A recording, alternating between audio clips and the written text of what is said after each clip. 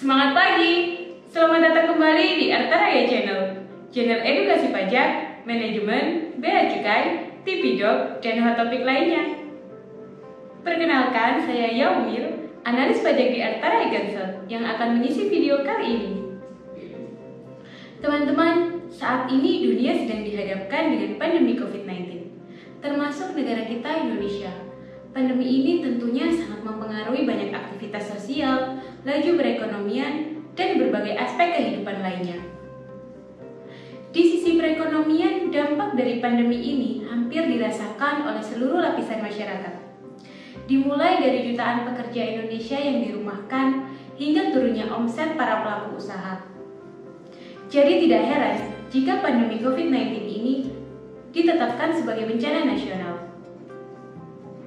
Memperhatikan kondisi perekonomian saat ini, pemerintah Indonesia beranggapan bahwa diperlukan perluasan insentif pajak bagi wajib pajak terdampak pandemi.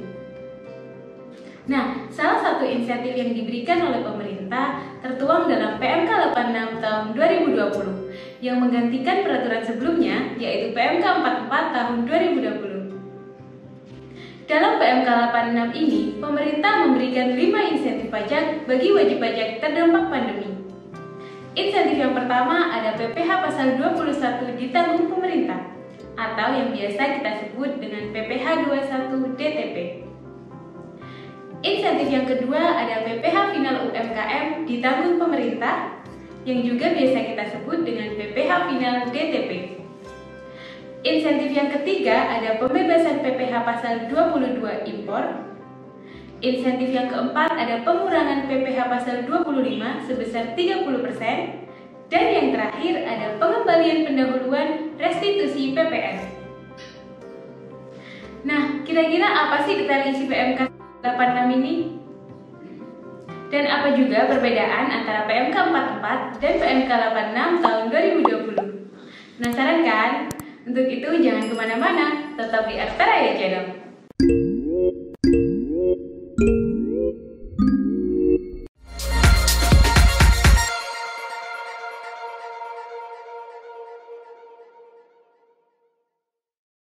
Sebelum kita membahas isi dari PMK 86, yuk kita simak dulu apa sih perbedaan dari PMK 44 dan PMK 86 tahun 2020.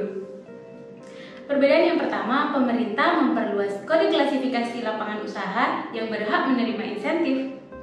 Yang kedua, pemerintah juga memperpanjang masa pemberian insentif, yaitu sampai dengan masa pajak Desember tahun 2020. Yang ketiga, untuk PPh pasal 21 DTP bagi wajib pajak yang memenuhi kriteria KLU, pemberitahuan hanya dilakukan oleh kantor pusat dan insentif berlaku untuk seluruh kantor cabang. Perbedaan yang keempat, yaitu insentif PPh final DTP sekarang cukup menyampaikan laporan realisasi, tidak perlu mengajukan surat keterangan. Dan yang terakhir, untuk pembebasan PPh pasal 22 impor dan pengurangan angsuran PPh pasal 25 sebesar 30%, pemerintah mengubah tanggal penyampaian laporan realisasi. Yang sebelumnya di PMK 44, penyampaian laporan realisasi dilakukan setiap 3 bulan sekali. Di PMK 86, penyampaian laporan realisasi dilakukan setiap bulan, yaitu paling lambat tanggal 20 bulan berikutnya. Setelah mengetahui perbedaan dari PMK 44 dan PMK 86, mari kita bahas lebih detail tentang insentif dalam PMK 86 tahun 2020. Insentif yang pertama ada PPh pasal 21 ditanggung pemerintah, atau yang biasa kita sebut dengan PPh 21 DTP. Nah, siapa sih penerima insentif ini? Penerima insentif PPh 21 DTP adalah pegawai yang memenuhi kriteria tertentu. Kriteria yang pertama, pegawai tersebut harus menerima penghasilan dari pemberi kerja yang memenuhi kode klasifikasi lapangan usaha sesuai dengan lampiran A PMK 86, atau merupakan perusahaan yang mendapatkan fasilitas IT, atau merupakan wajib pajak yang mendapatkan izin di kawasan berikat. Kriteria yang kedua, pegawai tersebut harus memiliki NPWP, dan kriteria yang ketiga, penghasilan teratur dari pegawai tersebut jika disetahunkan tidak melebihi 200 juta. Ingat ya teman-teman, di sini hanya penghasilan teratur yang disetahunkan. jika ada THR atau bonus tidak termasuk dalam akumulasi paling banyak 200 juta. Selanjutnya, bagaimana sih mekanisme pemberian insentif ini? PPh pasal 21 DTP harus diberikan kepada pegawai secara tunai pada saat pemberian penghasilan. Nah, dikecualikan dari PPh 21 DTP ini adalah mereka yang penghasilannya berasal dari dana APBN atau APBD yang PPh pasal 21-nya sudah ditanggung pemerintah berdasarkan peraturan perpajakan. Lalu, bagaimana langkah-langkah pemanfaatan insentif ini? Yang pertama, pemberi kerja dapat menyampaikan pemberitahuan kepada Kepala KPP melalui laman pajak.go.id. Nah, untuk wajib pajak yang memenuhi KLU sesuai dengan lampiran A PMK 86 ini dan memiliki kantor cabang, pemberitahuan hanya dilakukan oleh kantor pusat dan insentif berlaku untuk seluruh kantor cabang. Untuk wajib pajak KIT dan wajib pajak yang mendapatkan izin di kawasan berikat dan memiliki kantor cabang, maka pemberitahuan harus dilakukan oleh kantor pusat dan juga kantor cabang. Dan jangan lupa untuk melampirkan keputusan Menteri Keuangan mengenai penetapan perusahaan yang mendapatkan insentif KIT khusus untuk wajib pajak KIT dan melampirkan keputusan Menteri Keuangan mengenai izin terkait kawasan berikat khusus untuk wajib pajak kawasan berikat. Insentif ini berlaku mulai masa pajak pemberitahuan hingga masa pajak Desember tahun 2020. Setelah mendapatkan insentif, jangan lupa pemberi kerja harus melaksanakan kewajibannya, yaitu menyampaikan laporan realisasi PPh pasal 21 DTP melalui laman pajak.go.id paling lambat tanggal 20 bulan berikutnya. Dan atas PPh pasal 21 DTP ini, pemberi kerja juga harus membuatkan SSP atau cetakan kode billing yang telah dibubuhi cap atau tulisan PPh pasal 21 ditanggung pemerintah ex-PMK 86 tahun 2020. Insentif yang kedua ada PPh final ditanggung pemerintah atau yang biasa kita sebut dengan PPh final DTP. Penerima insentif ini adalah wajib pajak yang memiliki peredaran bruto tertentu dan dikenai PPh final berdasarkan PP 23 tahun 2018. Pemberian insentif ini dalam hal surat keterangan sudah terkonfirmasi, maka pemotong atau pemungut tidak perlu melakukan pemotongan atau pemungutan.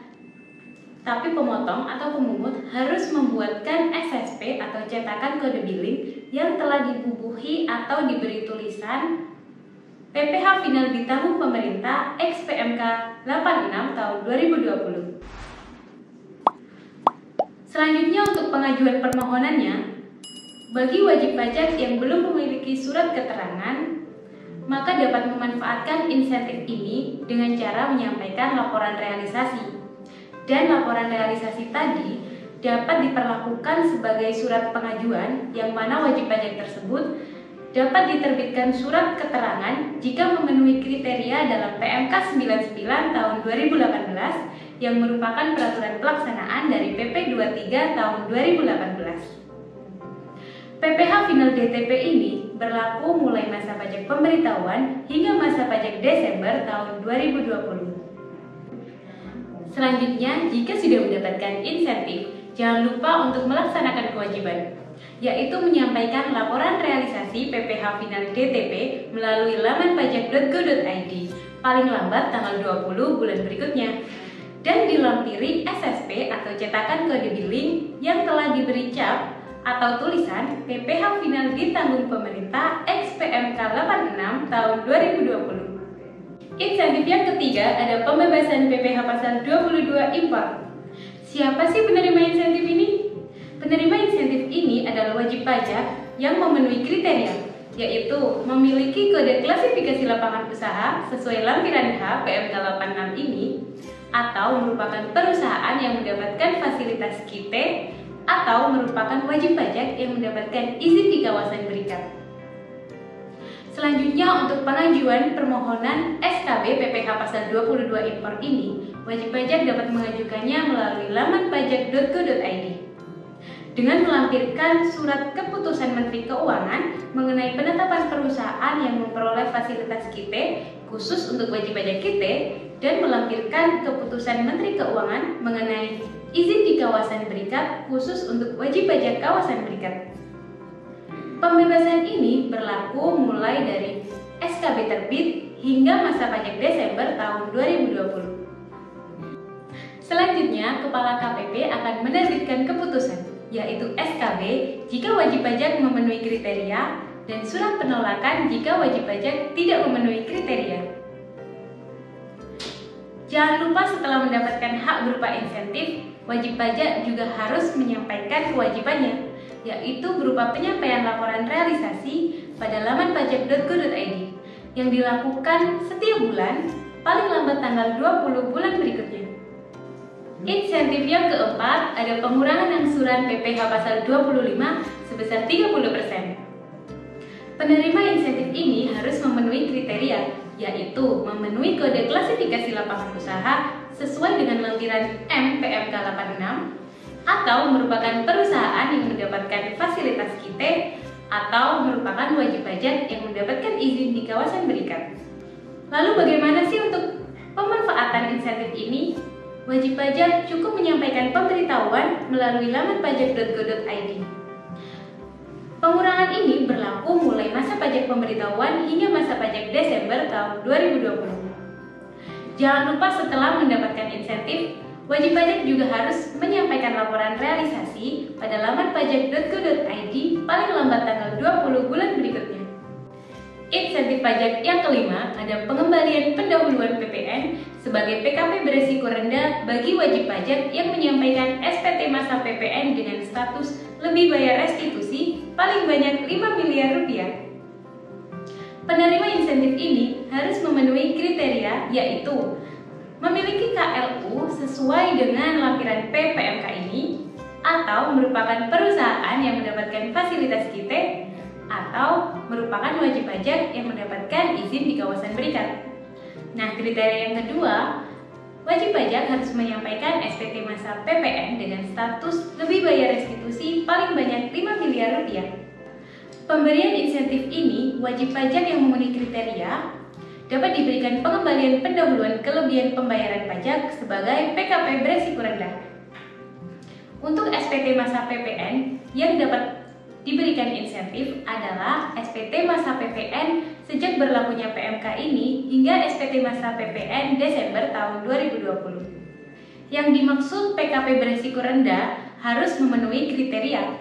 Yang pertama, PKP dimaksud tidak perlu menyampaikan permohonan untuk ditetapkan sebagai PKP beresiko rendah. Yang kedua, DJP juga tidak akan menerbitkan surat ketetapan secara jabatan sebagai PKP beresiko rendah.